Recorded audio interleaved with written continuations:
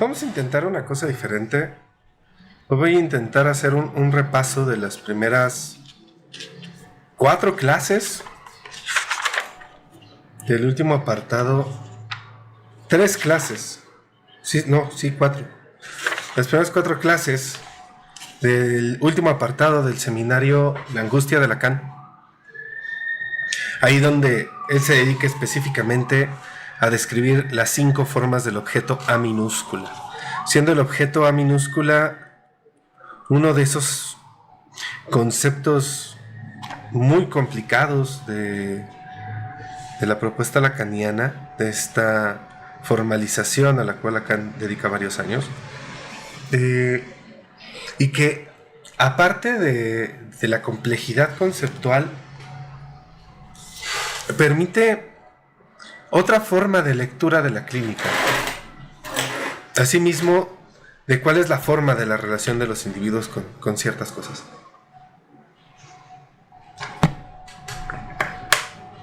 Especialmente su relación con los otros en lo que respecta al fantasma. Entonces, estas 4 clases son los párpados de Buda, la boca y el ojo, la voz de Yahvé y el falo evanescente. Tal vez del falo evanescente no toquemos tantas cosas, pero pues bueno, todo un tema. Pero buscaremos llegar hasta allá, ¿no? Entonces, ¿qué es aquello de lo que Lacan nos va a hablar en la clase de los párpados de Buda? Lacan se va a centrar justamente en empezar a dibujar esta relación especial que tiene el sujeto con el objeto A. Dirá tal cual: se trata de cierta relación permanente con un objeto perdido en cuanto tal. Este objeto A, en tanto que cortado, presentifica una relación esencial con la separación en cuanto tal. Y esta palabra ya nos da un registro fundamental de aquello de lo que tenemos que centrarnos cuando hablamos del objeto A. Propiamente, la representación de lo que son las relaciones de separación. Lacan agregará un poquito más adelante, dirá: el deseo es en el fondo esencial. El deseo es el fondo esencial, la meta, el punto de mira, también la práctica de todo lo que aquí se anuncia en esta enseñanza acerca del mensaje freudiano. Por eso es que todo psicoanalista lacaniano va a poner el acento en el lugar del deseo, el lugar central de la función pura del deseo, por así decir, lugar en el que les demuestro cómo se forma A, el objeto de los objetos. Justamente ahí es donde va a empezar toda la cuestión, ¿no? Y va a empezar a hablar de Kant. Dice: Kant sobre todo sigue repleto de causalidad, permanece pendiente de la justificación, de esta función esencial de toda nuestra vivencia mental, la función de la causa. En todas partes, la causa demuestra ser irrefutable, irreductible, casi inasible para la crítica. Pues bien, si dicha causa demuestra ser tan irreductible, es en la medida en que se superpone, es idéntica en su función a aquella parte de nosotros mismos que permanece necesariamente atrapada en la máquina formal. La parte de nosotros mismos que está atrapada en la máquina y que es irrecuperable por siempre jamás. Este objeto perdido, él es el soporte, el substrato auténtico de toda función de causa. El deseo sigue siendo siempre, en último término, deseo del cuerpo del otro con mayúscula y únicamente de su cuerpo. Y entonces empieza a hablar de estos ejemplos poéticos, ¿no? Dice: es que lo que quiero es tu corazón. Sé que más allá de que haya un uso metafórico, esa parte sirve para expresar lo que en el deseo va más allá de la apariencia. Y entonces aquí es donde viene la cuestión del conocimiento, ¿no? cómo es que de una u otra forma buscamos conocer algo. Lacan avanzará un poquito más adelante. Dice, no se trata de un sentimiento que requiera ser satisfecho, sino de una necesidad estructural. La relación del sujeto con el significante necesita la estructuración del deseo en el fantasma, y el funcionamiento del fantasma implica una síncopa. ¿Qué es una síncopa? Es un elemento que rompe una regularidad y genera anticipación. Entonces, el fantasma implica una síncopa temporalmente definible de la función del objeto A. O sea, hay algo del fantasma que nos permite anticiparnos a la aparición de una cosa, que por fuerza se borra y desaparece en una determinada fase del funcionamiento fantasmático. ¿Cuál es ese elemento? La angustia. La angustia es preciso definirla como aquello que no engaña, precisamente en la medida en que todo objeto se le escapa. La certeza de la angustia está fundada, no es ambigua. La certeza ligada al recurso, a la causa primera, no es más que la sombra de la certeza fundamental. Y entonces empezará a avanzar respecto del conocimiento que ya hay en el fantasma. Y esto lo llevará a hablar, a compartir la experiencia que le implicó viajar a Japón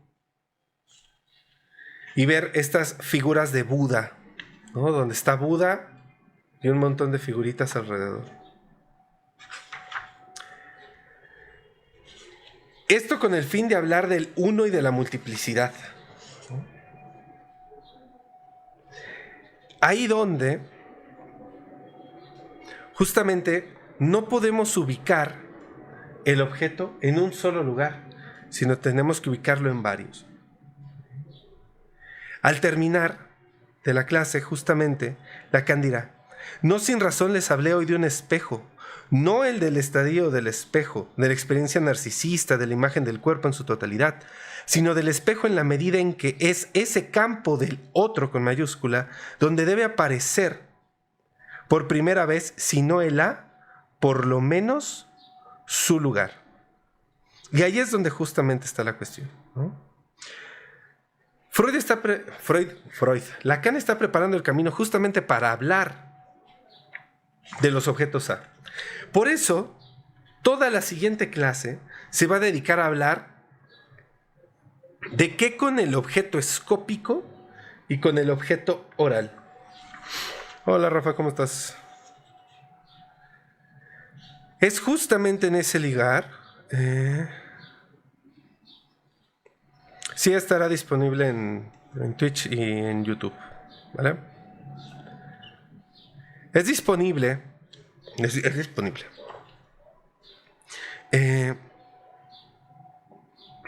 Lacan va a avanzar. Regreso. Respecto de algo de la distancia. Y dice, otra cosa distinta es la falta a la que está vinculada la satisfacción. La distancia, la no coincidencia de esta falta con la función del deseo en acto, estructurado por el fantasma y por la vacilación del sujeto en su relación con el objeto parcial. Ahí está lo que crea la angustia. Es ese espacio el que crea la angustia. Y la angustia es lo único que apunta a la verdad de dicha falta. Por eso es que en análisis no nos dedicamos a borrar y sacar y barrer angustias de entrada. Porque la angustia es lo que nos permite abrir el camino para producir historia. Historias que nos van a dar el material representacional con el cual vamos a trabajar y construir intervenciones a partir de la lectura de la lógica que ordena esas representaciones. Lacan avanza.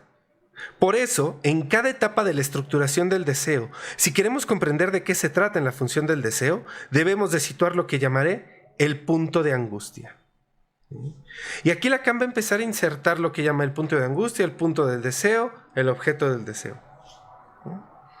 Y entonces va a empezar a indicar cómo los objetos, aquello que tiene que ver con la pulsión y con sus objetos, tiene atravesado algo de la noción del corte. Son resultado de un corte.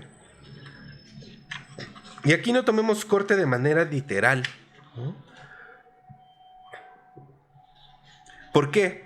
Porque está anclado a la función del borde. La boca es un borde. El oído es un borde. El ojo es un borde. El ano es un borde. Por eso podemos pensar justamente la función del corte, porque es algo que se une, que es capaz de unirse y de separarse de estos bordes. ¿Vale? Entonces, va a empezar a hablar justamente del objeto oral. Dice, la mama está en cierto modo adherida, implantada sobre la madre. Es lo que le permite funcionar estructuralmente en el nivel del A, que se define por ser algo de lo cual el niño está separado de un modo interno a la espera de su propia existencia. ¿Cuál es el objeto de la pulsión oral? Es lo que habitualmente llamamos el seno de la madre.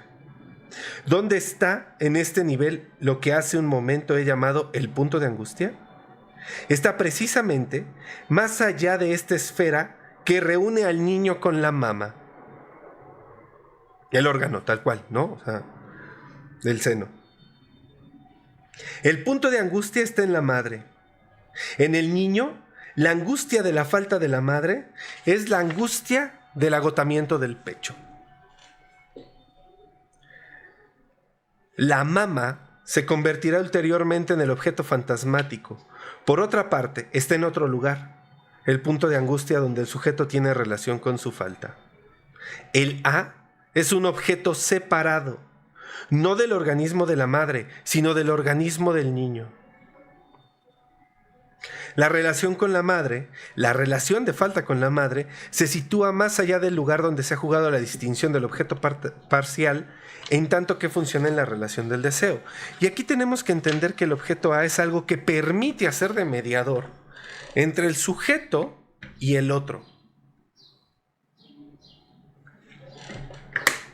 Todos los objetos A van a tener esta característica. ¿Cuáles son los objetos A? Mirada, voz, seno, heces, falo. Todos permiten cierto tipo de vinculación con el otro. Hola. Es hasta que ubiquemos esa forma de conexión con el otro que vamos a poder entender cómo opera cada uno en ese nivel específico de operación, que es lo que Lacan va a empezar a colocar. Y entonces avanzará. Dirá que toda la anatomía tiene función de corte. Dice, la separtición fundamental, no separación, sino partición en el interior. He aquí lo que está inscrito desde el origen, desde el nivel de la pulsión oral, en aquello que será la estructuración del deseo. Fíjense cómo Lacan no está hablando de estructuración de sujeto, sino estructuración de sujeto. Del deseo, corrijo. En el plano oral se produce algo que nos permitirá orientarnos en toda la dialéctica ulterior. La repartición topológica del deseo y de la angustia. El punto de angustia está en el gran otro, en el cuerpo de la madre. El funcionamiento del deseo, o sea, del fantasma, permanece el herido, oculto, subyacente a toda relación del sujeto con un objeto cualquiera. Y tenemos que detectarlo ahí. ¿Qué ocurriría con esto? En el nivel donde se produce el complejo de castración, entonces asistimos a una verdadera inversión del punto del deseo y del punto de angustia. Porque ahora, si en lo oral el punto de deseo estaba del lado del niño y el punto de angustia estaba en el cuerpo de la madre, resulta que en la castración se invierte. El punto de angustia está en el cuerpo del niño y el punto de deseo está en el cuerpo de la madre. O en el cuerpo del otro, para que pueda tener ahí capacidad de entrar cualquier otro. ¿Sí? El vínculo con el objeto en la relación fálica contiene implícitamente la privación del órgano. En este nivel, el otro está evidentemente implicado. Si no hubiera otro, con mayúscula, no habría castración. Y aquí es donde vienen las claves importantes. Se han detenido a pensar lo complicado que es dar cuenta de que hay otro a partir del desarrollo lógico de lo que implica la producción de un sujeto. Lo que está al final del camino es el reconocimiento del otro en tanto otro. Antes de eso hay sujeto con objetos, hay narcisismo, hay autoerotismo. Es complicadísimo que un sujeto reconozca la otredad del otro. Avanza un poquito más, ¿no? Respecto de la cuestión de la castración. Si la función del orgasmo puede alcanzar tal eminencia, no es porque en el fondo del orgasmo realizado se encuentra lo que llamé la certeza ligada a la angustia. En la medida en que el orgasmo es la realización misma de lo que la angustia indica como ubicación, como dirección del lugar de la certeza, el orgasmo de todas las angustias es la única que alcanza realmente su terminación. Lacan ha trabajado en esta clase, que es la clase de la boca y el ojo, junto en muchos otros momentos, cómo hay algo de angustiante en el momento del orgasmo, cómo la excitación sexual puede generar angustia, y no porque sea displacentera y no porque implique un peligro, ¿no? Que justamente lo que Lacan ha venido trabajando todo el seminario es que ahí donde hay angustia hay deseo. El deseo nos angustia. Y entonces avanza un poquito más. Dice, si al final del análisis freudiano el paciente, macho o hembra, nos reclama el falo que le debemos, ello es en función de una insuficiencia por nuestra parte a la hora de distinguir la relación del deseo con el objeto y la falta constitutiva de la satisfacción. El deseo es ilusorio. ¿Por qué? Porque se dirige siempre a otra parte, a un resto constituido por la relación del sujeto con el otro con mayúscula y que lo sustituirá. Ningún falo permanente, ningún falo todopoderoso es capaz de cerrar con nada apaciguador la dialéctica de la relación del sujeto con el otro y con lo real. Por esto es que todos los cursos de autoayuda, de coaching, se agotan. Y tienes que volver a recurrir y volver a recurrir porque no hay respuesta absoluta ni total. Y fíjense cómo cierra Lacan esa página, muy bonito, en la 259. Dice, lo que se oculta en el nervio más secreto de lo que plantea hace tiempo bajo la forma del estadio del espejo y que nos obliga a tratar de ordenar en la misma relación deseo, objeto y punto de angustia. O sea, ese nuevo objeto A que fue introducido en la última lección, el ojo. Si ustedes han leído el cuento de Edipo, de Sofocles, Edipo se arranca los ojos. Hay algo en el ojo como símbolo que lleva justamente a todas estas lecturas. Y aquí es donde justamente Lacan dice, el ojo se presenta con una particularidad, la de ser un órgano siempre doble, porque veo y me ven. Ningún organismo es del todo simétrico. Mis reflexiones de la última vez señalaron la función radical del espejismo, que está incluida desde el primer momento en el funcionamiento del ojo. Y en la fenomenología de la visión se indica suficientemente como homóloga de la función de la. Cuando yo me veo en un espejo, veo el espejo y veo al espejo mirándome.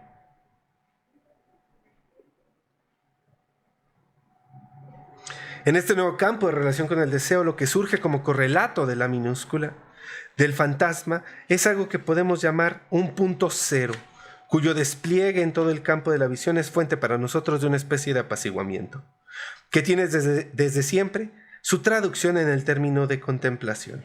Recordemos que venía hablando de los ojos de Buda.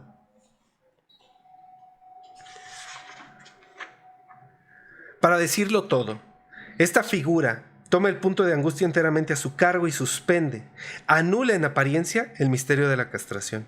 He aquí lo que quise indicarles la última vez con mis observaciones y con la pequeña investigación que hice sobre la aparente ambigüedad psicológica de esas figuras. Está hablando de las de Buda.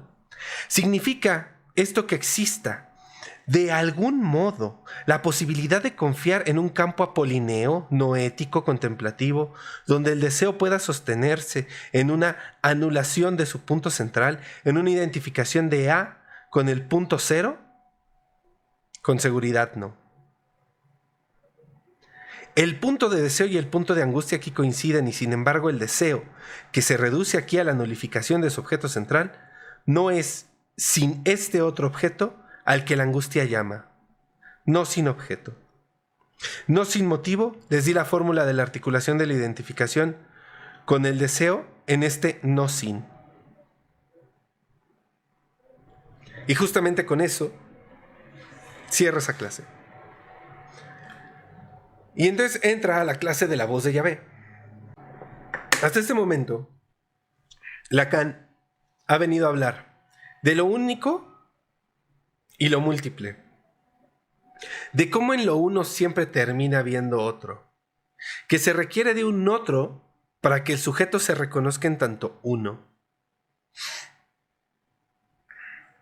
Que es a partir de la relación con el otro, vía la mirada y el seno, o la tetina si quieren, el biberón, que entonces aparece una relación con el cuerpo del otro. Y por último, que no hay forma de volver a fusionarse justamente con ese objeto, que es el objeto A. Por ello es que esto que actualmente se conoce como complejo de castración, la función de la castración, es fundamental para la lectura lacaniana, porque implica no cancelar la pérdida, sino darle lugar a la pérdida, a la falta, a la incompletitud, a que la cosa no salga y a que no hay garantía, y por tanto abrir la posibilidad de apostarle a algo.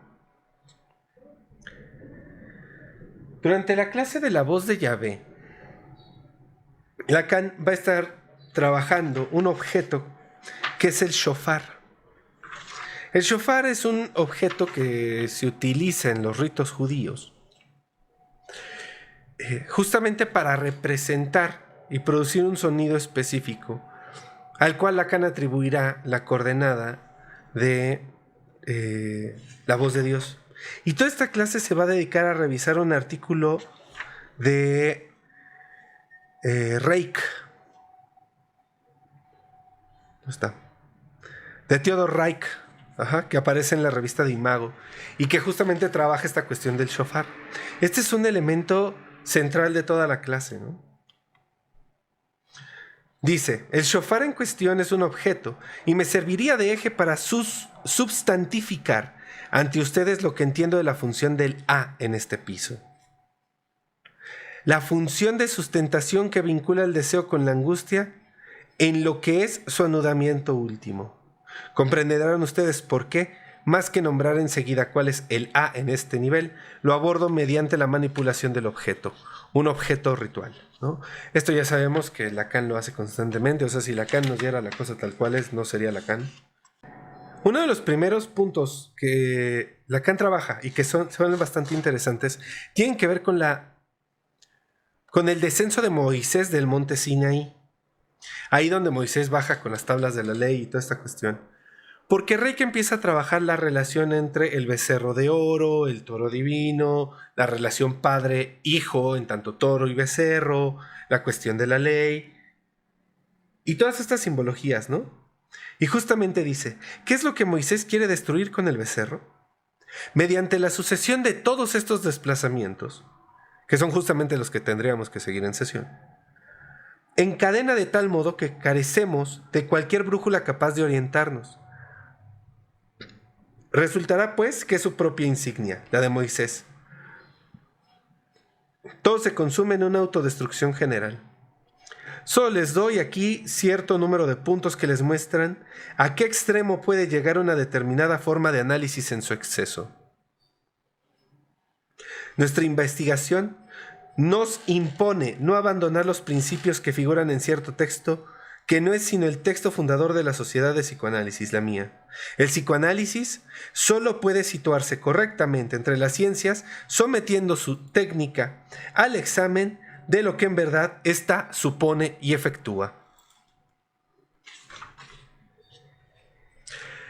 Si ignoramos de qué se trata nuestra técnica de un manejo, de una interferencia, incluso en el límite de una rectificación del deseo, pero que deja enteramente abierta y en suspenso la noción del deseo y requiere su perpetua puesta en cuestión, por fuerza nos extraviaremos en la red infinita del significante, o bien recaeremos en las vías más ordinarias de la psicología tradicional. Ándate con el sape. Y va apuntando a cerrar la crítica de Reich con la que abre la clase. Dice, para justificar su análisis, Reich no encuentra nada mejor para caracterizarla a una explosión analítica, que decir que consiste en buscar la verdad en los detalles. Esta característica no es falsa ni errada, pero es solo un criterio externo. La seguridad que se encuentra en un estilo, no en el discernimiento crítico, consiste en saber qué detalle se debe considerar. Sin duda, sabemos desde siempre que el detalle que nos guía es el que parece escapar a los designios del autor y permanece opaco, cerrado respecto de la intención de su predicación. Pero no es menos necesario encontrar entre los detalles un criterio, sino de jerarquía, al menos de orden de prioridad. Sea como sea, tenemos la impresión de que su demostración acierta en algún punto.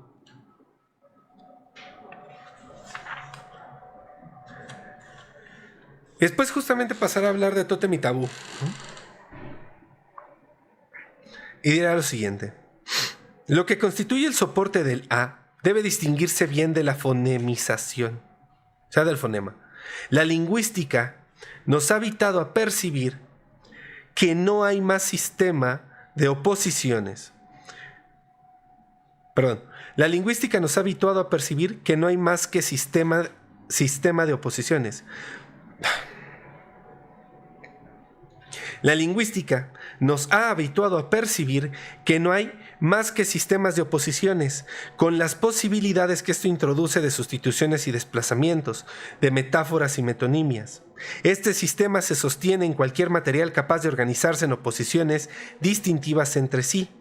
Cuando algo de este sistema pasa a una emisión, se trata de una dimensión nueva, aislada, de una dimensión en sí, la dimensión propiamente vocal. Esta es justamente la cuestión, ¿no? Hablamos de que aquello con lo que trabaja el psicoanálisis es con representaciones y que toda representación establece un sistema de signos que está ordenado por oposiciones.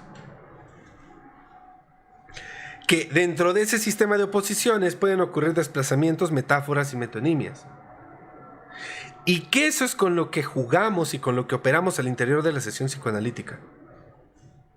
No a imponer un saber que viene desde afuera, sino a seguir la forma en la cual entre escenas los elementos se van transformando. Entonces, Lacan regresa a la cuestión del shofar y dice, el shofar, el sonido que produce el shofar, es el bramido de Dios, es la voz de Dios. Es la voz del otro con mayúscula. Dice, veremos cuál es su sentido y su lugar orientándonos en la topología de la relación con el otro con mayúscula. ¿Sí? Casi es como hacer que Dios hable, ¿no? Hay algo de esa función de la repetición ahí. Y dice, la función de repetición es únicamente automática y exclusiva asociada al retorno, al necesario carreteo de la batería del significante, o bien tiene otra dimensión. ¿Cuál sería esa otra dimensión?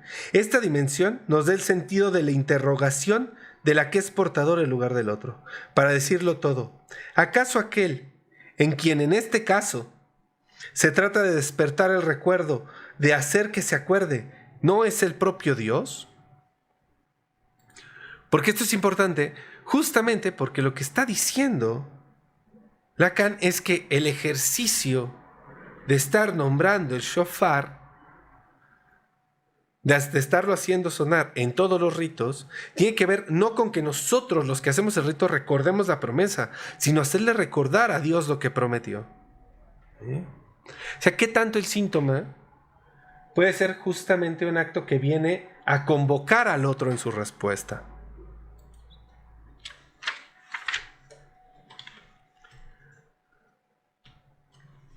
Y fíjense esta cita, esta es hermosa. De lo que se trata ahora para nosotros es de saber dónde se inserta este objeto en tanto que separado.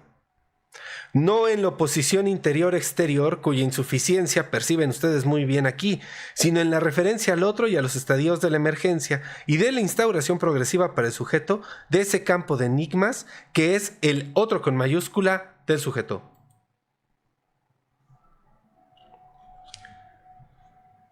Nuevamente, en Lacan, y estamos hablando aquí del 62, ya un poquito avanzado, la diferencia interno-externo,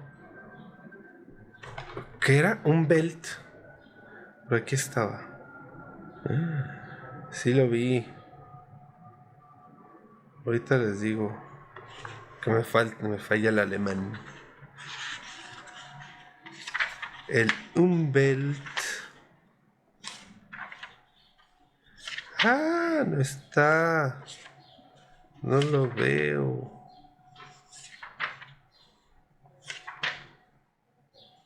No, se me fue, lo perdí. El Umwelt y el Innenwelt, ¿no? Que sería el mundo interno y el mundo externo, el adentro y el afuera. No hay diferencia porque están vinculados por una banda de Moebius, ¿no? O sea, el exterior está constantemente operando en el interior y el interior, a su vez, en el exterior, ¿no? No podemos separarlos, particionarlos. Y entonces Lacan regresa al nivel del ojo, dice tal cual, volvamos al nivel del ojo, que es también el del espacio. El espacio en cuestión no es el espacio que interrogamos bajo la forma de una categoría de la estética trascendental de Kant, sino el espacio en lo que éste nos presenta de característico en su relación con el deseo. La base de la función del deseo es este objeto central A, en la medida en que está no solo separado, sino elidido en otro lugar que allí donde soporta el deseo, y sin embargo en una relación profunda con él. Por eso el soporte más satisfactorio de la función del deseo, a saber el fantasma, está siempre marcado por un parentesco con los modelos visuales en los que funciona comúnmente y que, por así decir, dan el tono de nuestra vida deseante. El espacio es homogéneo. Cuando pensamos en términos de espacio, incluso este cuerpo, el nuestro, del que surge su función, no es idealismo. Cuando pensamos el espacio, en cierto modo tenemos que neutralizar el cuerpo localizándolo. Y entonces se va a la física y dice cómo los físicos ubican un cuerpo con un punto. Un punto ya es localizar un cuerpo. Puede ser un punto cualquier cosa, ¿sí? Y eso tiene que ver con la función del átomo. Ese algo que es indivisible en sí mismo. La cosa está en que en psicoanálisis trabajamos con un sujeto dividido. Lacan retoma esta cuestión de cómo ubicamos el cuerpo en un espacio. Dice, el espacio carece de interés algo que se suponga esta resistencia última a la sección, que es el átomo, ¿no? Algo que no se puede dividir. Por eso permite hacer cortes en el espacio, puesto que solo tiene uso real si es discontinuo. O sea, si la unidad que en él interviene no puede estar en dos puntos a la vez.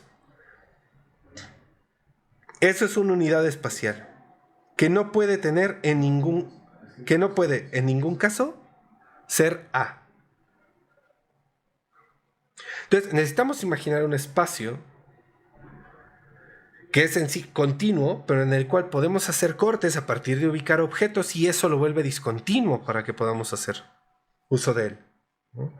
Por eso es que de una u otra forma, cuando Lacan dice que pues en lo real no falta nada, es porque la noción de falta depende de un discurso simbólico. Depende de que algo diga que cierta cosa debería o tendría que estar ahí. Si no hay un discurso simbólico que lo diga, nada, ¿no? Es como cuando las personas nacen sin un miembro, o nacen ciegas, o sordas, y uno dice, es que le falta tal. Pero uno dice, le falta tal, porque hay un discurso simbólico que establece que la imagen del cuerpo es esta, y a partir de ahí empieza a contar menos. O en cuyo caso empieza a contar más. Es una cuestión de conteo, ¿sí? A nivel de lo simbólico. Lacan dice, ¿qué significa lo que les estoy diciendo? Significa que por la forma y, paréntesis A, mi imagen, mi presencia en el otro, carece de resto. No puedo ver lo que allí pierdo. He aquí el sentido del estadio del espejo. Y fíjense lo poderoso de esta frase, porque un montón de personas que llegan al consultorio, y no importa si el consultorio es de un analista o no, cada que llegan enamorados en esta captación imaginaria del otro, es que el otro es perfecto, lo amo, me encanta, y entonces él me ama a mí, porque él ve en mí todo esto, porque repito y voy a insistir, solo un narcisista cae con otro. Es lógica de los pasos, o sea, neta, ¿no? ¿Cuál es el primer paso del narcisismo? Pues el love bombing. ¿Qué es el love bombing? Alimentar el narciso. Narciso, cancao, narciso. Entonces, ¿qué es lo que ocurre? Que justamente en esa captación uno no ve qué es lo que pierde. Cuando ciertos pacientes están trabajando esta forma de vincularse de manera sexoafectiva, específicamente de erótica, la amorosa, la romántica, y dicen, es que ya me volvió a hablar y sí quiero. Sí, pero ¿cuál es el costo de entrar en esa relación? Es que yo quiero ser el todo para alguien y quiero que alguien sea mi todo. Perfecto, pero ¿cuál es el costo de eso? ¿Cuál es el costo subjetivo de ser todo para alguien? No respondas. Detente a darle unas cuantas vueltas. Pregúntate seriamente, ¿cuál es el costo de ser todo para alguien? Y después me vienes a decir si en verdad quieres eso. No van a hacer que se arrepientan, ¿no? Qué mejor. Lacan avanza. Dice, la imagen en su forma idea, pues tiene que ver justamente con estas cuestiones que él coloca ya a nivel de... ¿Cómo se dice? Del grafo. Todos estos, como nombra esos puntos, ¿no? En el grafo. No había visto el chat. Hola, ¿en qué seminario se encuentra? En el 10. Estoy haciendo un repaso de las primeras 4 clases de los 5 objetos A. Sujeto dividido como si fuera el florero. No, el florero del esquema. El esquema del florero, donde el sujeto está en un lugar diferente de aquel en donde ve su cuerpo. No, en ese sentido no hablaba de sujeto dividido. Hablaba de un sujeto que puede pensar lo que dice. Donde algo se dice, donde un sujeto se da cuenta que está pensando y puede pensar sobre lo que pensó. Un sujeto que puede hablar de sí mismo a sí mismo. Yo me hablo a mí de mí. En esa noción de sujeto dividido, donde se puede justamente descolocar de ese yo. Ando trayendo muchos conceptos de Silvia Bleichmar, ando viendo una conferencia de ella que está en YouTube. Esa señora estaba loca, me cae cada vez mejor y me acabo de dar cuenta de lo bleichmeriano que soy en ciertas apuestas, ¿no? Esta realidad de que lo que uno piensa alguien ya lo pensó antes, ¿no? Justamente el esquema del florero, ¿no? De los espejos y el florero sirve para mostrar cómo el sujeto ve su cuerpo y ve su yo desde un lugar que no es ese, ¿no? Y eso ya presenta un primer lugar de división, ¿no? Una primera coordenada, de la cual, pues bueno, avanza esta otra, ¿no? Ahora, retomo. La imagen en su forma idea, imagen especular, es el objeto característico del estadio del espejo. Idea es justamente el florero. Ejerce más de una seducción que no está únicamente vinculada a la estructura de cada sujeto, sino también a la función del conocimiento. Lacan dice en este seminario que el sujeto cree que conoce porque conoce su cuerpo, porque puede acceder a algo de su cuerpo. Y es justamente en ese tenor que cree que sabe todo. Pero, oh sorpresa, su cuerpo está incompleto. Y vía su cuerpo, pues no puede conocer todo el universo, ¿no? No puede llegar a todo el universo. Aquí, Lacan empieza a hacer un juego respecto de la mancha visual y algo que en francés opera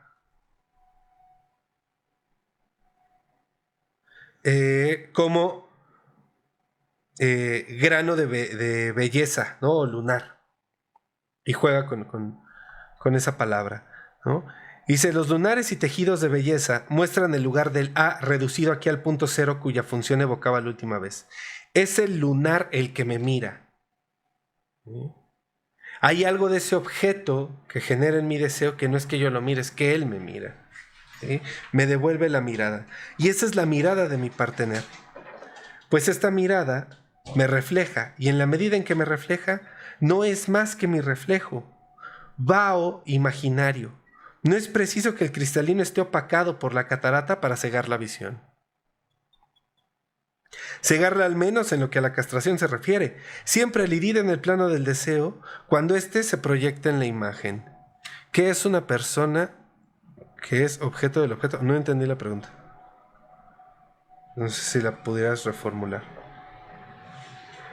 Lacan avanza. 0A. Así es como el deseo visual enmascara a veces la angustia de lo que le falta esencialmente al deseo.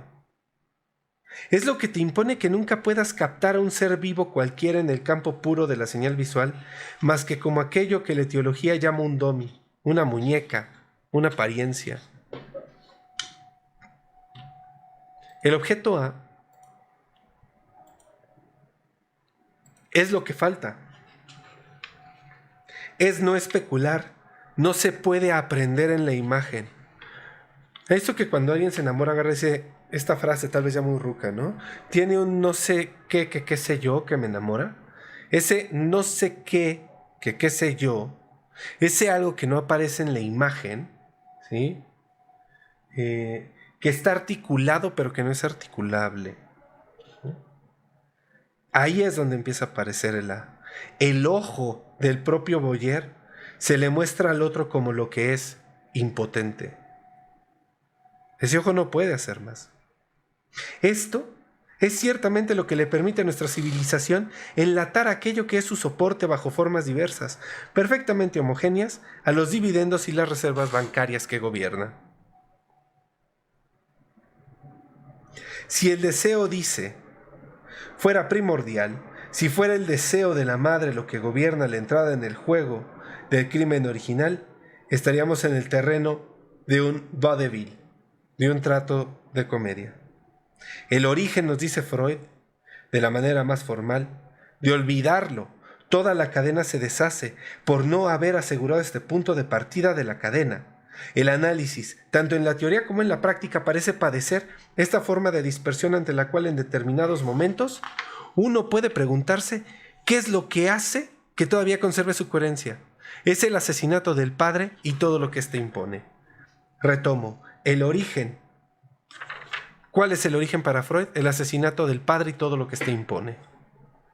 Justamente en la mañana, en un grupo de supervisión que tenemos, se hablaba de la diferencia entre padre simbólico, el imaginario y el real.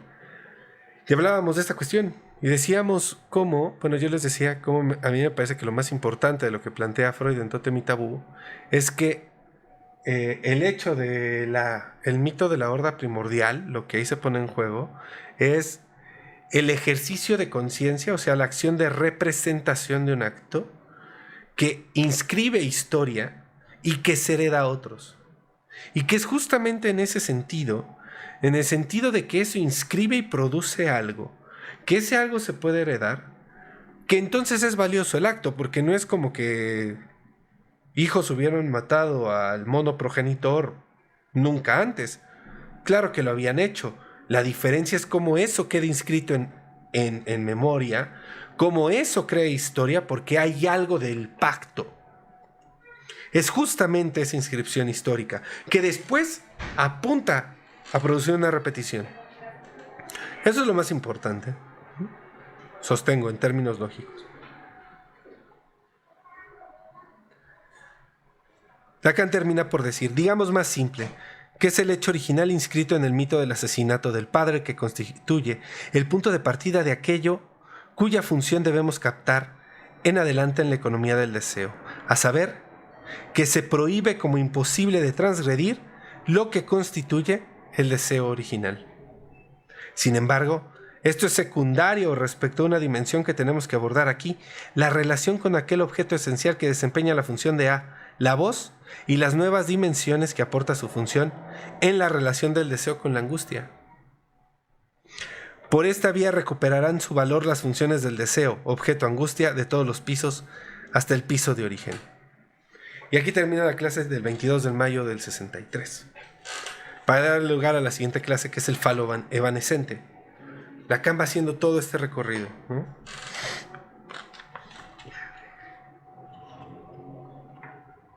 Voy a interrumpir aquí tantito para ver si alguien tiene alguna pregunta, alguna sugerencia, algún comentario. ¿Quieren insertar un tema de conversación? Adelante, les escucho. Sepan que sus preguntas siempre son bienvenidas. La pregunta de creator, creador, que es una persona que es objeto del objeto, sigue sin quedarme clara. Al parecer ya no volviste a escribir. Pues pregunten, aprovechen en esos términos. También acá. La muerte del padre es parte vital para que lo simbólico se instaure. Sí, en esos términos, Freud lo coloca como el nacimiento de la cultura. La pregunta de Freud es ¿cuándo nació la cultura? Pero decir en el momento en el cual hubo lenguaje y hubo historia. En el momento en el cual obtuvimos la capacidad de contarle a alguien algo que nosotros no habíamos vivido. Fulanito hizo tal cosa y le pasó tal cosa. Por eso yo no hago tal cosa, por eso tú no hagas tal cosa. Todo lo que está prohibido, todas las advertencias. O sea, primero ocurre la cosa y luego se piensa. Entonces, lo que ocurre es que en este mito de la horda primordial se produce un pacto que establece una ley que genera el orden cultural. Por eso lo importante es la cuestión de la muerte del padre. En términos de que el padre simbólico es el padre muerto. ¿Quién era? ¿Quién sabe? Pero hay una historia que dice que es por su muerte que entonces la ley funciona así. ¿No? En ese momento se establece una genealogía. Decíamos en la mañana una genealogía. Ay, se me fue. Una genealogía, una pertenencia o una propiedad, ¿sí? Y una legislación, una ley, formas autorizadas y no autorizadas de realizar el goce. De cómo podemos y cómo podemos no gozar. Como los hermanos pactan eso, evidentemente se lo van a enseñar a los que vienen adelante. Por eso es que la presencia del Padre se vuelve más fuerte. Pero no es la misma que antes. Y eso da lugar a la cultura, ¿no? Según la lectura de Freud. ¿Quién sabe cuánto de Life no se grabó? Ni modo. Ya me importa poco. Luego lo descargo. En el plan oral, la distinción entre la necesidad y la demanda es fácil de sostener, mientras que fuera de allí no deja de plantearnos el problema de saber dónde se sitúa la pulsión. ¿Por qué es fácil diferenciar entre necesidad y demanda? Porque la necesidad se cubre con un objeto. La demanda no. La demanda tiene que ver con cómo esa necesidad se plantea en términos del significante. Por eso yo puedo demandar algo que no es un objeto de necesidad. La función de la demanda en la pulsión. Si mediante algún artificio es posible producir el equívoco en el plano oral sobre lo que tiene de original la función de la demanda en la pulsión, no tenemos ningún derecho a hacerlo en el plano genital.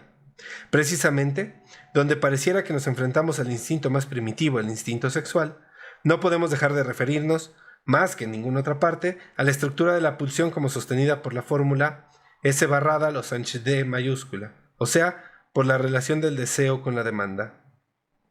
¿Qué se demanda en el nivel genital y a quién? Y ahí es donde termina justamente este desarrollo de Lacan, ¿no? Porque cuando hay demanda se demanda a alguien. La necesidad no se demanda. La necesidad ahí está. La necesidad de la cría que se manifiesta en el llanto es leído por un otro como una demanda. Es el otro el que dice, la cría está solicitando comida, baño, abrigo. Lacan dirá que en ese acto empieza a entrar algo de la pulsión de muerte.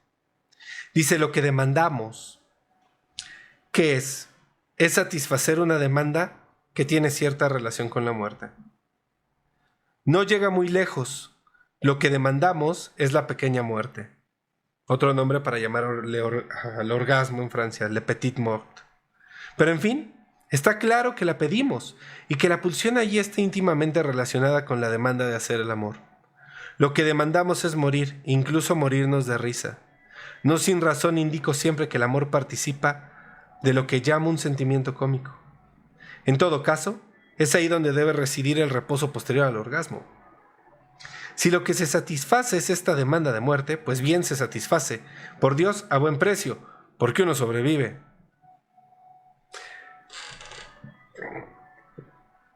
Ahora, voy a leer una cita que viene atrás, justo antes de que Lacan introduzca la cuestión de la pulsión de muerte. Dice, en este acto, lo que debemos de llamar la supervivencia de la especie conjunta, se anuda pues estrechamente con algo que no puede dejar de implicar, si las palabras tienen algún sentido, la pulsión de muerte. Recordemos que la pulsión de muerte tiene que ver con ese momento fantasiado de no sensación, de no percepción. Por eso hay algo de la muerte. Ese momento, por eso Lacan dice, bueno, pues hay algo de ese estado nirvánico, podríamos llamarle, que satisface en ese momento. Y aparte sobrevives, ¿no? Está chido. Como que ya nada importa. Lacan avanza. Dice, la angustia aparece. Freud la capta en el coitus interruptus en la medida en que el orgasmo se separa del campo de la demanda al otro. O sea, orgasmo y demanda venían unidos, se separan. Aparece, por así decir, en ese margen de pérdida de significación, pero de este modo sigue designando aquello a lo que se apunta en una determinada relación con el otro. No estoy diciendo, precisamente, que la angustia de castración sea una angustia de muerte. Son dos cosas diferentes. Es una angustia relacionada con el campo donde la muerte se anuda estrechamente con la renovación de la vida. O sea, están unidos, pero no son lo mismo.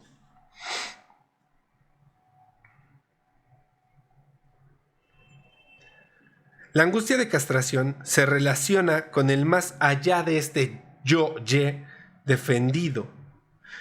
En este punto de llamada de un goce que supera nuestros límites, en la medida en que el otro con mayúscula aquí es propiamente evocado en el registro de ese real, por el que se transmite y se sostiene cierta forma de vida. Recordemos que Freud ya había mencionado que la angustia era un signo, es una señal, es algo que Lacan trabaja muy a inicios del seminario.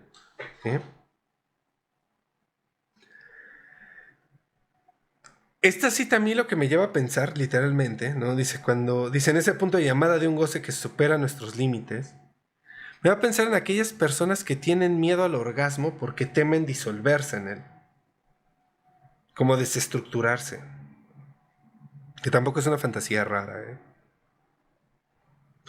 Dejar de ser ellos. Entonces, justamente, en ese sentido hay algo que espanta, ¿no?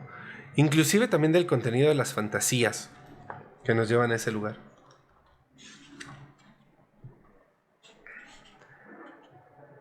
Lacan sigue. Llámenlo como quieran. Dios o genio de la especie. Creo haber implicado lo suficiente en mis discursos que esto no nos conduce a ninguna altura metafísica. Se trata de un real, de lo que mantiene aquello que Freud articuló en su principio de nirvana como la propiedad de la vida de tener que volver a pasar para alcanzar la muerte por formas que reproduzcan aquellas que dieron a la forma individual la ocasión de surgir mediante la conjunción de dos células sexuales. En este momento, Lacan está utilizando una definición de real que es aquello que vuelve al mismo punto. Los astros son reales. Los dioses son reales. Ahí está. Lo real no tiene sentido porque el sentido apunta a algo de la explicación, algo de una coherencia completa, acabada, absoluta. Y eso nunca podemos darlo del universo. Porque bueno, nos sobrepasa, ¿no? Por eso es que inclusive todo el conocimiento humano, pues llegas al Big Bang, y antes del Big Bang, ¿qué había? Hay un inacabado, hay un algo antes. Y después de la muerte, ¿qué hay? Hay un inacabado, hay un algo después, ¿no? Lo real es segmentado por lo simbólico y produce imágenes. Lacan avanza. ¿Qué significa esto? ¿Qué significa respecto a lo que ocurre con el objeto? Sino que en suma, este resultado, lo que llamo este tan buen resultado, solo se realiza de forma tan satisfactoria durante un cierto ciclo automático que aún debe ser definido y precisamente debido al hecho de que el órgano nunca es capaz de sostenerse mucho tiempo en la vía de la llamada del goce. Respecto a este fin del goce y respecto a alcanzar el término que sería trágico, al que se apunta en la llamada del otro con mayúscula, puede decirse que el órgano amboceptor cede siempre prematuramente, ¿no? El pene dura muy poco. Esa es la cuestión de la detumescencia.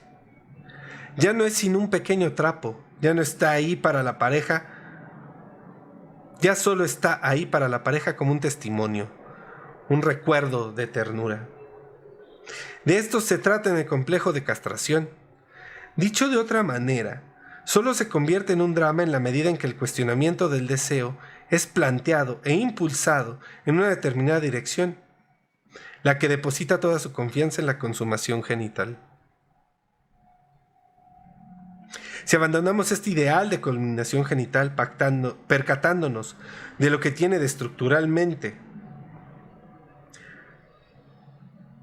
felizmente engañoso, no hay ninguna razón para que la angustia ligada a la castración no se nos manifieste en una correlación mucho más flexible con su objeto simbólico, y por lo tanto, con una apertura del todo distinta con los objetos de otro nivel. Esto, por otra parte, está implicado desde siempre en las premisas de la teoría freudiana, que pone el deseo, en cuanto a su estructuración, en una relación que no es en absoluto pura y simplemente natural, con la pareja llamada natural.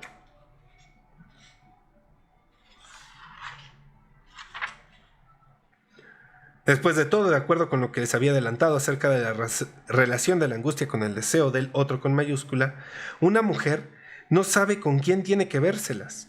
No se encuentra ante un hombre sin cierta inquietud sobre el punto hasta dónde la podrá llevar el camino del deseo. Sobre el punto hasta donde la podrá llevar el camino del deseo. Ajá. Cuando el hombre, por Dios, ha hecho el amor como todo el mundo y se encuentra desarmado, si resulta que la mujer no ha obtenido de ello un provecho sensible, lo cual, como ustedes saben, es muy concebible, en todo caso está lo que ella ha ganado, que ahora está del todo tranquilo en cuanto a las intenciones de su pareja.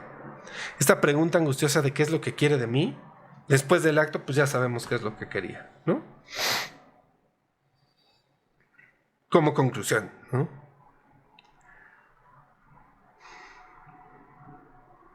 Luego tocará un apartado de La Tierra Baldía de T.S. Eliot, que toca Tiresias, donde justamente Tiresias habla de la superioridad de la mujer en términos del plano del goce, que es algo que Lacan introduce más o menos por estas fechas, 1 o 2 seminarios antes, y trabaja bastante tiempo.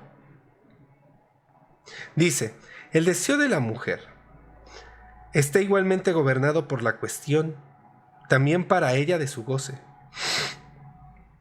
Que el goce de ella esté no solo mucho más cerca que el hombre, sino doblemente gobernada, es lo que la teoría analítica nos dice desde siempre.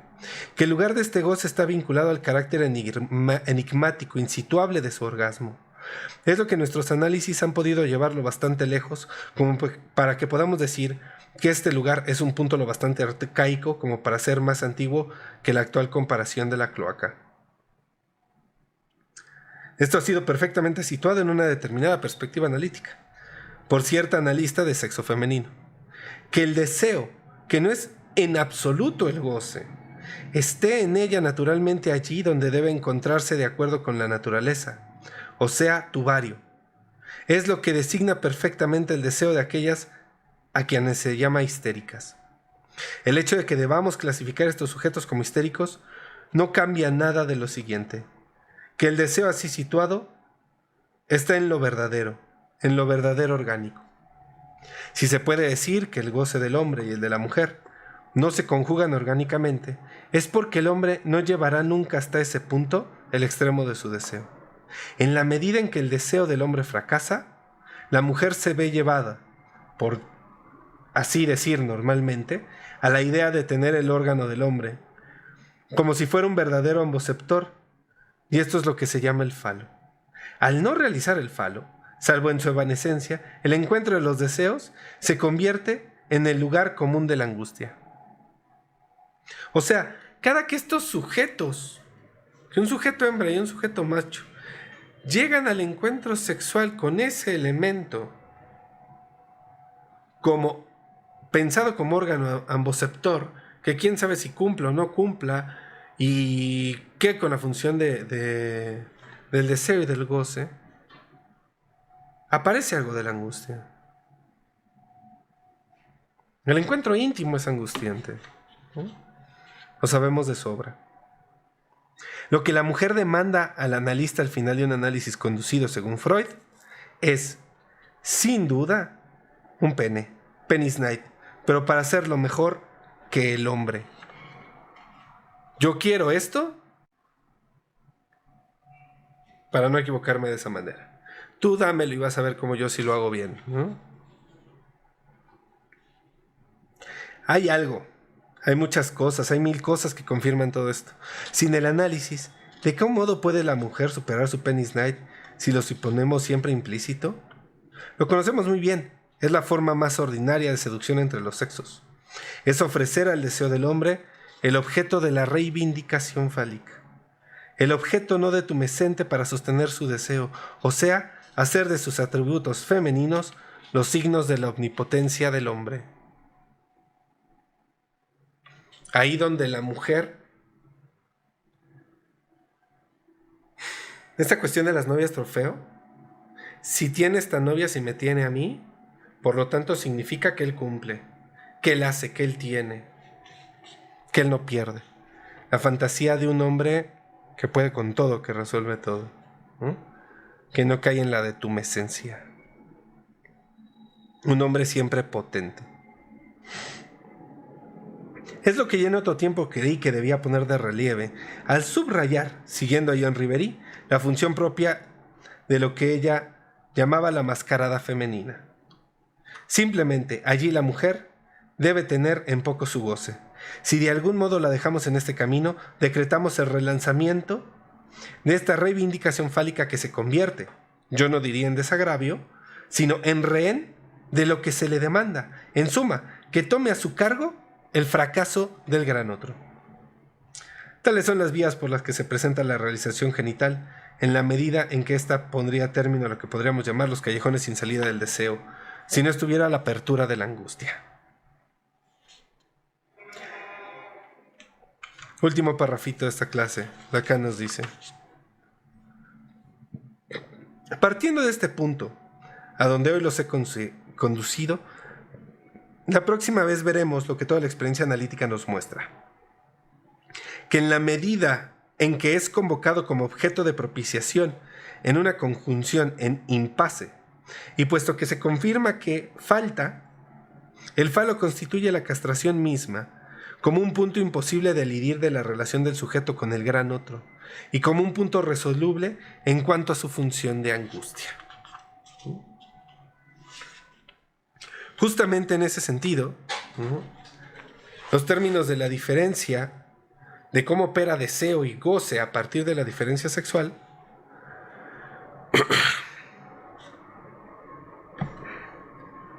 será un punto de articulación de la teoría analítica. Esto lo podemos ver evolucionar en seminarios, ¿no? Ya sea el seminario Aoun, Ankoch, en las fórmulas de la sexuación, ¿no? Respecto del penis night, a mí me parece, esto ya lo he dicho en otras ocasiones, que es un concepto que habría que reajustar, reelaborar, porque si lo importante no es la cuestión del pene, y la cuestión del falo, todos envidiamos el falo, ¿no? Por eso los hombres se la pasan midiéndosela, en términos literales y metafóricos, viendo quién la tiene más grande. Y eso nos permite ver cuáles son todos los objetos que hacen suplencia de, que establecen cadena en estas relaciones metonímicas del objeto, ¿no? Y pues bueno, hasta aquí estas primeras 4 clases de el último apartado del Seminario de la Angustia, titulado Las 5 formas del objeto A. Quedan 2, 4, 5 clases por delante. Lo que entra por la oreja, el grifo de Piaget, de lo anal al ideal, de un círculo imposible de reducir al punto, del A a los nombres del Padre. Iremos trabajando estas clases una a una los próximos miércoles de 6 a 8.